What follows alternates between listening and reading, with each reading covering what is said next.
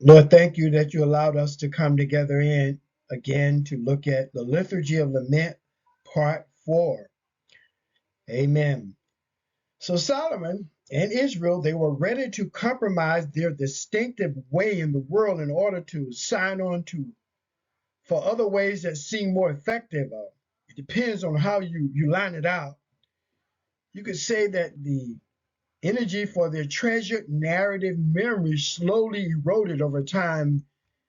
They failed to remember what they had lost, the worship of loss in the lament psalms. Or you could say that the performance of the memory was abruptly interrupted. Either way, it is King Solomon who's presented in the Bible as the great interrupter. He experimented with other post-modular, post-modernal world orders. So Solomon probably learned a great deal from his father-in-law, Pharaoh.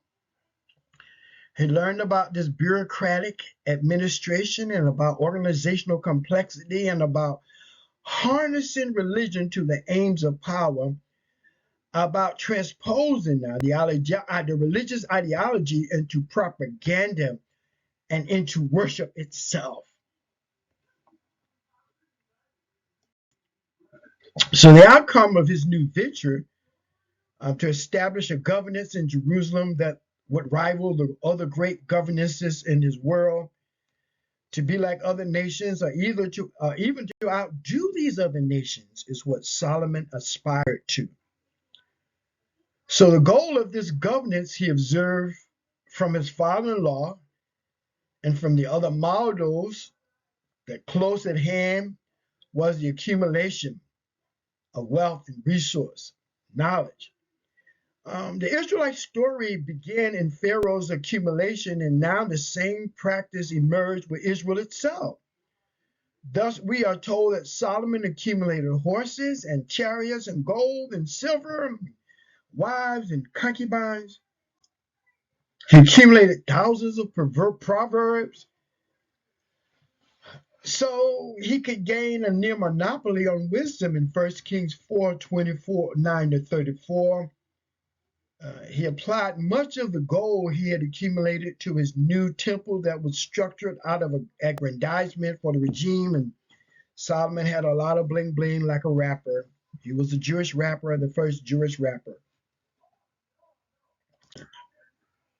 Everything became qualitative um, and subjective. This line of reasoning, it warped his reality. If this perversion of philosophy was extended further, science would become incoherent and there would be no standard for defining reality, no mention the further destruction of objective morality. Just be who you want to be. You can choose whatever you want to choose. Doesn't matter. It's what you feel subjectively, no external. So by embracing this insanity, further harm will come to our culture and society. Just witness the damage done over the preceding decade. The more convoluted definitions become, the more confusion implemented to the younger and the younger groups, the worse the results the year after year become. I fear for the cumulative soul of our nation as a nation in America, as wickedness spins ever deeper into the tumultuous foundation of society that is teetering to and fro today. But after this morning of great promise, Solomon's life was darkened by apostasy. His executive memory in the prefrontal cortex stopped working. He compromised it, he breached it, he blunted, he damaged it. History records the melancholy fact that he who had been called Jedediah, beloved of the Lord, 2 Samuel 12:25, he who had been honored by God with tokens of divine favorable, so remarkable that his wisdom and uprightness gained for him worldwide fame, he who had led others to ascribe honor to God now defaming God, declaring that he had a toxic relationship with God. All its attendant temptations came in Solomon's day to an increasingly large number of people. The fine gold of character was dim, was marred. The money which should have been used in the sacred trust for the benefit of the worthy poor and for the extension of principles of holy living throughout the world was selfishly expended upon these lavishly ambitious projects. So the enormous revenues he acquired through commerce and with many lands were supplemented by heavy taxes, pride, ambition, prodigality. The indulgence bore cruel fruit and exaction. Solomon became this despot, maniacal despot, megalomaniac, conscientious, considerate spirit that had marked his dealing with the people. And the early part of his reign was changed. He became Hitler. So from the wisest to the most merciful rulers, Solomon degenerated into a tyrant. Once the compassionate, God-fearing guardian of the people, he became oppressive and despotic. Tax after tax was levied upon the people. That means might be brought forth to support his luxurious court. He used taxes. On the southern eminence of the Mount of Olives, opposite of Mount Moriah, stood the beautiful temple of Jehovah. Solomon erected these imposing piles of buildings to be used as disastrous shrines to please the wise. He placed huge idols, unshaped wood and stone, amidst the groves and all the olive trees where they would worship these false gods.